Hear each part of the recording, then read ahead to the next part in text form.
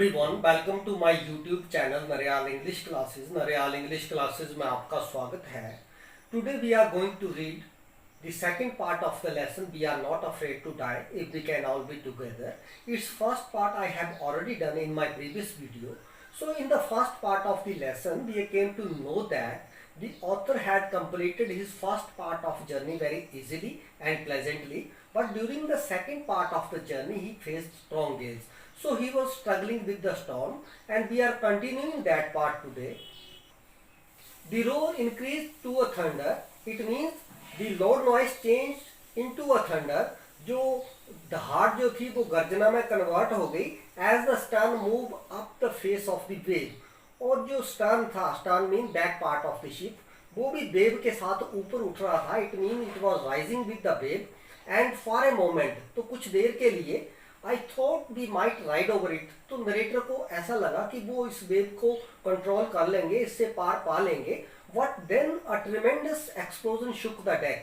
लेकिन उसके बाद एक बहुत बड़ा धमाका हुआ जिससे डेक जो था वो हिल गया. Deck means floor of the ship. जो जहाज का फर्श होता है उसको हम डेक बोलते हैं. शेक, शुक, शेकन, तो ये सेकंड फॉर्म है शेक की. शेक मीन हिलना. A torrent of green and white water broke over the ship. Torrent mean बहुत तेज पानी का बहाव, और रशिंग स्ट्रीम उसके लिए वर्ड है टॉरेंट. तो एक पानी की बहुत प्रचंड धारा जो कि ग्रीन एंड व्हाइट कलर की थी वो जहाज के ऊपर टूट पड़ी. And my head smashed into the wheel. और नरेटर का जो सर जो था वो व्हील के साथ बुरी तरह से टकराया. Wheel here stands for the steering wheel and I was aware of flying overboard and sinking below the waves. तो यहाँ पर नरेटर को ऐसा लग रहा था कि वो जहाज के ऊपर उड़ रहा है और लहरों के नीचे दब रहा है. इट मीन्स नरेटर को जो वाटर वेव्स थी वो बहुत बुरी तरह से इधर से उधर फेंक रही थी, उछाल रही थी. That is why the word flying is used here. I accepted my approaching death. तो नरेटर को ऐसा लगा कि उसकी मृत्यु जो है वो नजदीक आ गई है, तो उसको उसने मान लिया. एक्सेप्ट मतलब स्वीकार करना, अप्रोचिंग मतलब नजदीक आती हुई. And as I was losing consciousness mean state of awareness. तो क्योंकि मैं होश खो रहा था, it means he was becoming unconscious. I felt quite peaceful. तो नरेटर जो था वो बिल्कुल शांत हो गया. Unexpectedly my head popped out of the water. तो unexpectedly mean suddenly. So suddenly his head came out of the water. अचानक उसका सर जो था वो पानी से बाहर आया. पॉप का मतलब होता है उछलना.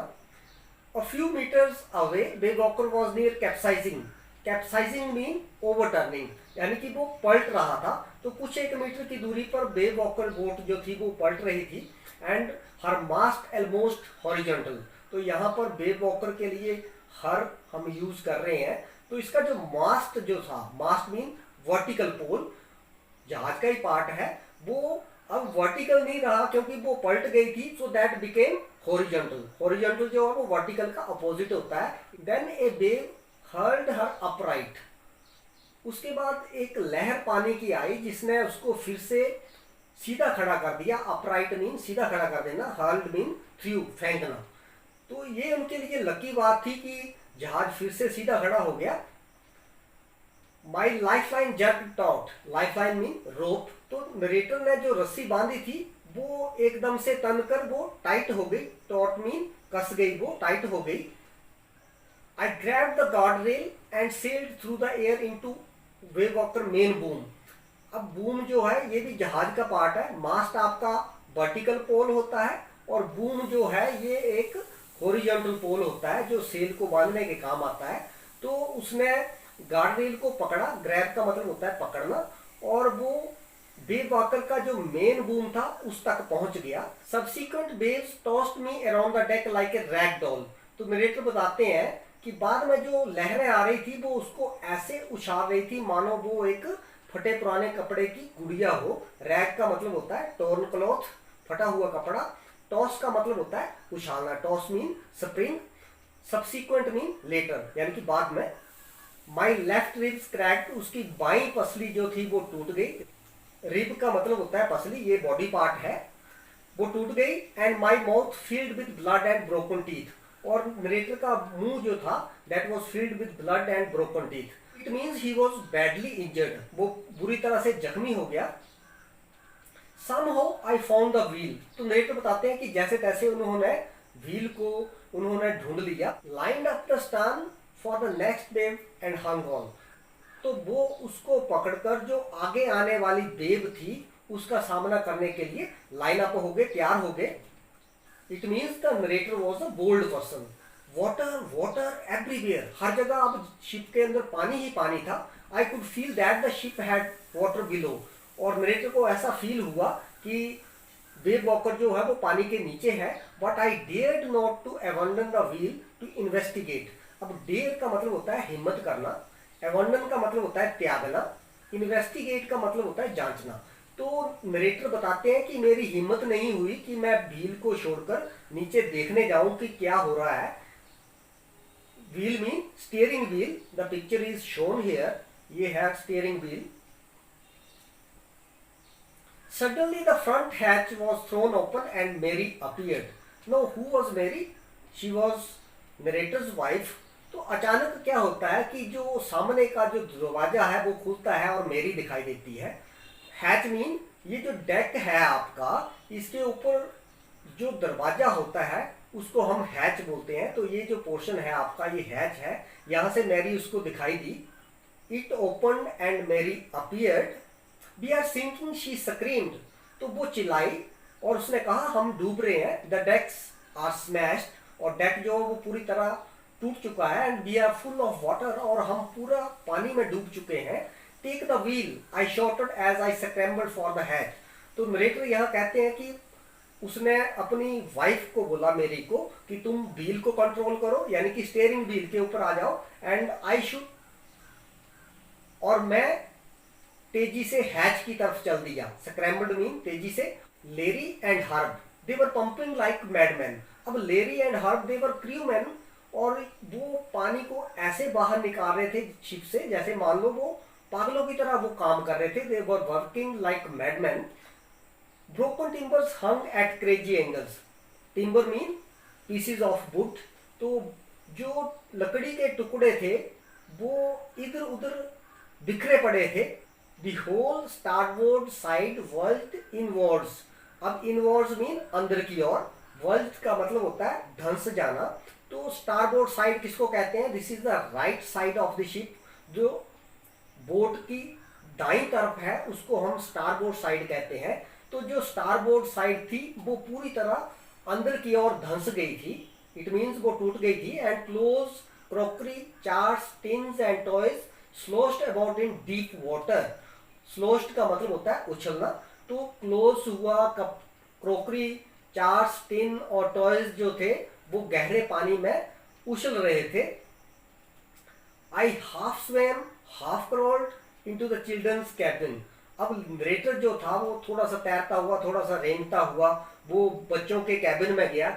Are you alright? I asked. तो नरेटर ने उनसे पूछा कि क्या आप ठीक हो? Yes they answered from an upper bunk. तो उन्होंने ऊपर वाले कमरे से आंसर किया कि we are alright.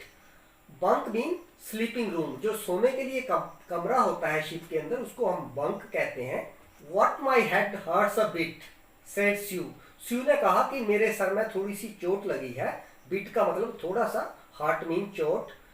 Poynting to a big bump above her eyes, और उसने जो उसकी आंखों के ऊपर एक बड़ी सूजन थी उस ओर इशारा करते हुए कहा। पॉइंटिंग मीन इशारा करना, bump mean swelling. I had no time to worry about bumped head. तो नरेटर यहाँ पर बताते हैं कि मुझे जो सूजा हुआ उसका सर था उसके बारे में मुझे बिल्कुल चिंता नहीं थी। After finding a hammer, screw and canvas I struggled back on deck.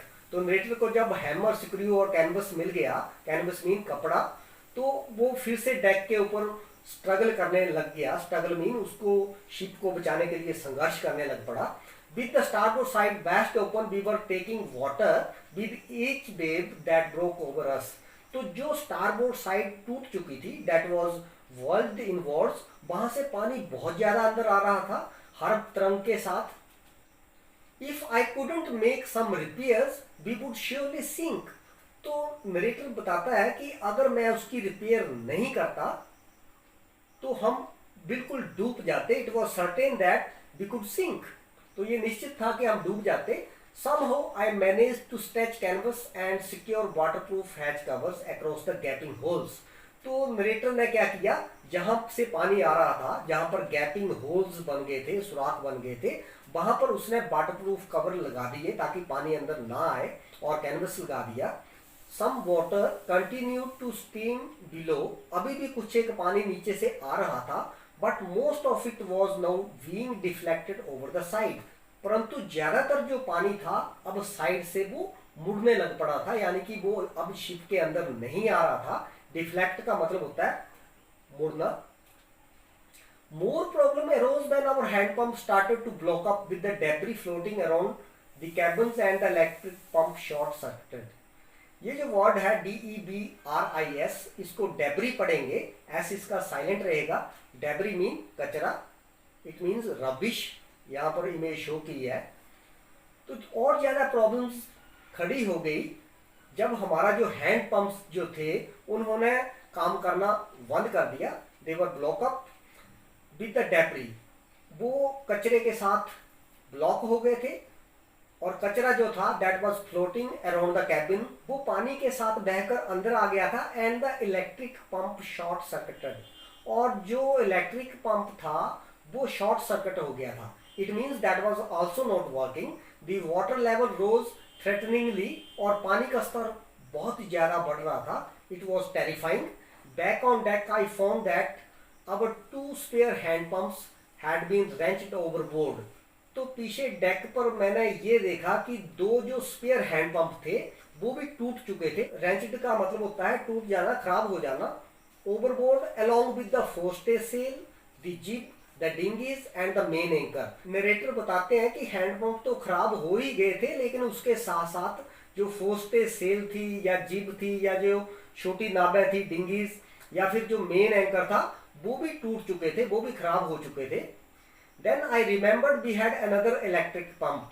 फिर नरेटर को याद आया कि उनके पास एक और इलेक्ट्रिक पंप है under the chart room floor, chart room के फर्श के नीचे। I connected it to an out pipe, तो नरेटर ने उसको बाहर की पाइप से जोड़ा।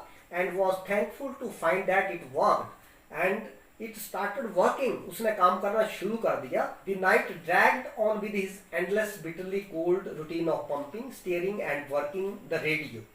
अब उनकी पूरी रात जो थी वो कैसे बीती, ठंडी में और पानी को बाहर निकालने में, स्टीयरिंग को घुमाने में और रेडियो के ऊपर काम करने में। इट मीन्स कि वो सिग्नल भी ढूंढते रहे। तो ड्रैग का मतलब होता है घसीटना, तो यहाँ पर इसका मीनिंग आएगा व्यतीत हुई। We were getting no replies to our mayday calls. So mayday calls mean distress calls, जो संकट की घड़ी में जो कॉल शिप के क्रूमैन द्वारा की जाती है उसको हम मेडे कॉल्स कहते हैं।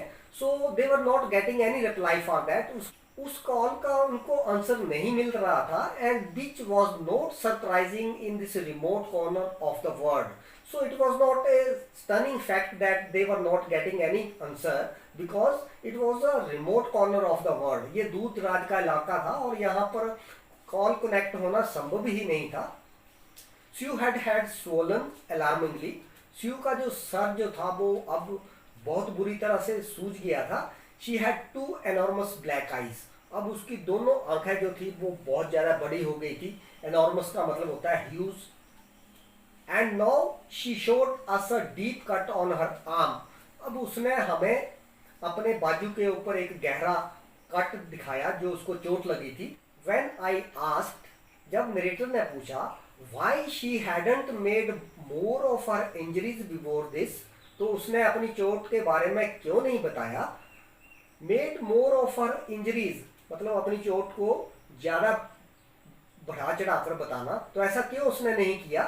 She replied, उसने आंसर किया, I didn't want to worry you. It means I don't want to bother you when you were trying to save us all. जब आप हमें बचाने की कोशिश कर रहे हैं तो मैं आपको परेशान नहीं करना चाहती। So this was the answer of Sue. It means she was also a bold girl. So this finishes your second part of the lesson. Its next part we will do in our next video. So keep watching and sharing my videos. Thank you.